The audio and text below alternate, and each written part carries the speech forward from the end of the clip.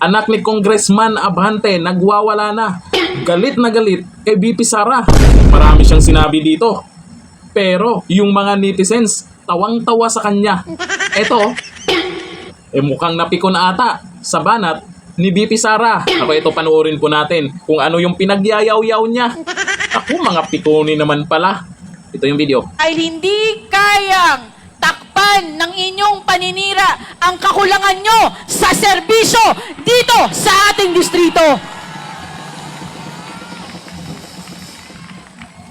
Hindi pa sila doon natigil. Naghanap pa ng dayo. Kala mo liga? May hugot?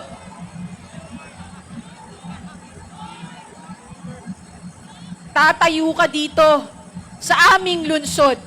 Tatayo ka sa aming distrito. Wala ka naman na ambag sa mga buhay ng aming mga kadistrito. Para bastusin, para siraan ang aming congressman naglilingkod ng tapat at totoo na walang pinipiling panahon. At para sa mga tao na hinayaan sa kanilang entablado tumayo ang isang bastos at walang respeto, tama lang na hindi ka naging presidente ng Pilipinas. Teka lang, ate. Okay ka lang? Ang sabi niya, tama lang na hindi ka naging presidente ng Pilipinas. Paano maging presidente yan? Vice president, yung tinakbo niya nitong halalan. Tama lang hindi daw naging presidente si BP Sara. Huwag kang mag-alala kasi maging presidente siya. Kung sabihin na naging presidente, bakit natalo ba siya nitong nakarang eleksyon? Hindi, di ba? Alam nyo, sabi ng netizens dito sa ginawa po ng anak ni Abante, iyakin daw. Sino yung nauna? O sino yung unang bumanat? Gumawa ng anong mga kwento tungkol kay BP Sara? Ngayon, inasar lang kayo ng konting banat at yung pagmumukha naman, sasabihin, ito yung sinabi. Ang sabi, bastos daw si BP Sara. Sino yung mukhang bastos? Hindi edited yan. Totoong pagmumukha ng tatay mo yan. Sino yung bastos pag tiningnan? Ayun, pikon lang kayo no? Diyan sa banat nyo, ate, ayun, tawang-tawa ang mga netizens. Ito ang sabi po diyan sa mga komento ha. Sabi ni Mikael Petrov, kasama ka sa masisibak sa City Hall. Pagbalik ni Isko, may 10 days ka pa para mag-impact ng gamit. Naku, pag nanalo si Isko, naku, mukhang piko na siguro itong mga to, no? Kinakabahan na siguro. Sabi ni John Sampan, iyakin pala itong mga Abante.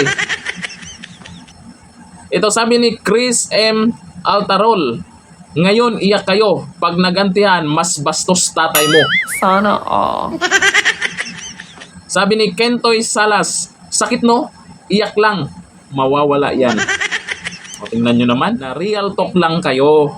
Ngayon, mag-iiyakan kayo. Ba't ikaw yung nagwawala dyan?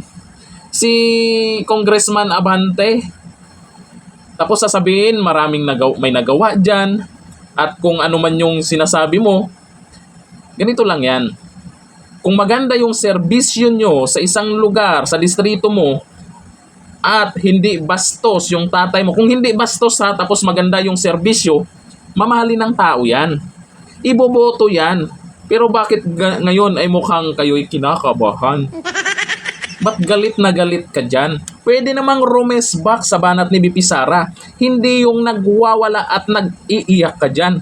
Ang resulta, ikay pinagtawanan. Bakit naman? Baka mga supporters nyo, baka mga naniniwala sa inyo, iilan na lang. Sa eleksyon, magkakaalaman kung sino talaga ang bastos dyan. Bastos daw si BP Sara. Pinakita lang yung mukha ng papa mo kung saan nakalabas ang dila. Si BP Sara ba ang bastos dyan? O tingnan nyo. So makapanood sa video na to, kayo na po bahalang umusga kung sino ang bastos sa dalawa. Si Kong Abante na nakadila pa, or si BP Sara na na-real talk lang naman sila. Comment down below. Hanggang dito na lang. Thank you. Bye-bye.